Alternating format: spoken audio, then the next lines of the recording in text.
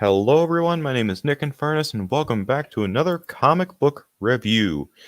And this review has taken way too long to come out. This and the Shang-Chi review were planned like a while ago. I had them both ready and they both took so long to come out. I'm not entirely sure why, it could just be because of school, but let's finally talk about Runaways. We're back to Marvel TV and this was an alright re-entry. I'm going to be honest, this first season is kind of a mixed bag. And yes, I will be doing. I don't know if I talked about this in the Shang-Chi review or not, or if I deleted that slide entirely before filming. But I will be reviewing shows season by season and not in one big clump like I used to do. Because I realized back then that was kind of a big mistake. So, and also you guys voted that I do them each season having its own review. So that's what we're doing. So, like I said, this season's kind of a mixed bag for me. Now, of course, mixed bag can mean anything when it comes to me, but this is definitely a better example of a mixed bag. So, what did I like about the season? Well, the premise here is actually kind of bland sounding, but something that you could make work. This is about a bunch of teenagers who find out that their parents are literally evil and they're doing what they can to stop them. That's not entirely the case here. The parents themselves are surprisingly likable, which, considering what the premise is, you wouldn't expect.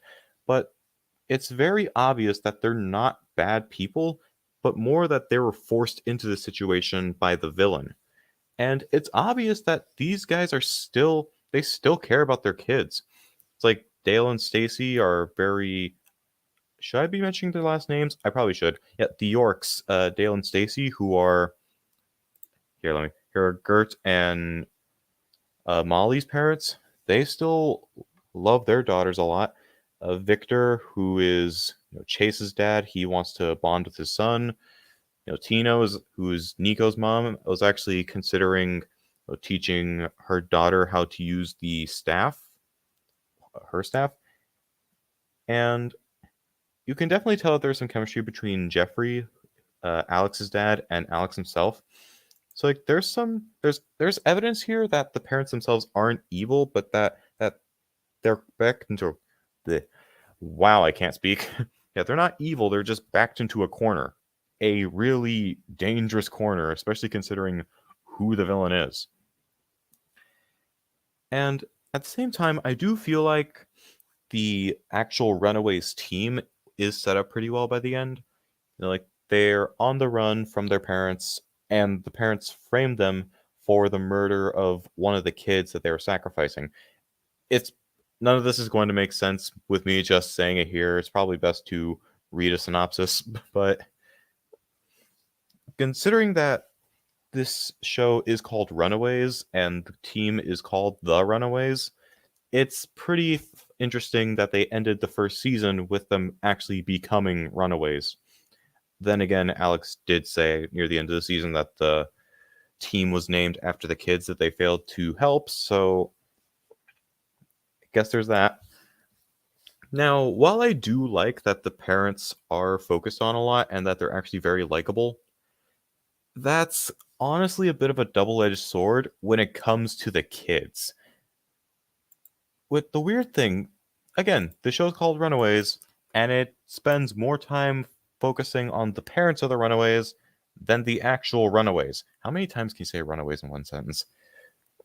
It's like, especially with these kids, like when we first meet them, it's very stock high school kid traits. Molly is the youngest of the group. Chase is the jock. Alex is the smart kid. Why is it taking me so long to remember these kids' names? Gert is the social justice warrior. Nico is the goth, and Carolina is the church girl. That's all we really know about them, and the only thing that we learn about them is really just what each of them are capable of. We learned that Nico can use the staff of one. We learned that you know Carolina has all these weird space powers. Molly has super strength, and Chase is a lot more tech savvy than he lets on. That's really all we learned about them personality wise. And the thing with making the parents so likable is that it kind of makes the kids more unlikable when few of them, especially Alex, seriously, screw this guy, want to put their parents behind bars so badly because of what they witnessed. It just feels kind of mean-spirited at times. And believe me, this isn't the last time I complain about Alex. Trust me, when we get to season 2, I'm almost done with that, by the way. Yeah, that's how long it took for this to come out. When I get to season 2, boy, I have some choice words to say about Alex. Yeah. And at the same time, there are some romances near the end that don't really feel as earned. They do get better in season 2, but in season 1, when we don't know a lot about the characters or we don't even like them at times, it's kind of hard to feel for them when the show starts pairing them up romantically, because we don't really know a lot about them, and some of these just come out of nowhere. It's like, oh yeah, I know you're into this person. Like Gert literally tells Carolina, oh yeah, I know you're into Nico, don't worry about it. It's like, okay, that came out of nowhere. I mean, I like those two together. Doesn't change that it came out of whole cloth. Overall, though, like I said, this is a mixed bag. But it is a good kind of mixed bag. A bad kind of mixed bag for me is a 1.5 out of 5. This is a better one at 2.5. It's got some good aspects like the parents and the setup for the Runaways team, and some not so good assets like some underdeveloped characters, which is kind of inexcusable considering that they're the main ones, and the fact that some of those characters aren't very likable. I guess what I should say is that underdeveloped main characters and kind of mean-spirited at times. Overall, a decent enough season, but it's safe to say that this is getting trampled into the dust by the second season. But anyways, guys, that's my review on, well, that's my long-awaited review for season 1 of Runaways. I'm sorry if it was kind of, shoddy here and there, but again, this took so long to come out. But if you enjoyed anyway, regardless, you know what to do. I'm not going to bore you with all that generic stuff. I'll see you guys in the next video. Take care, and Godspeed.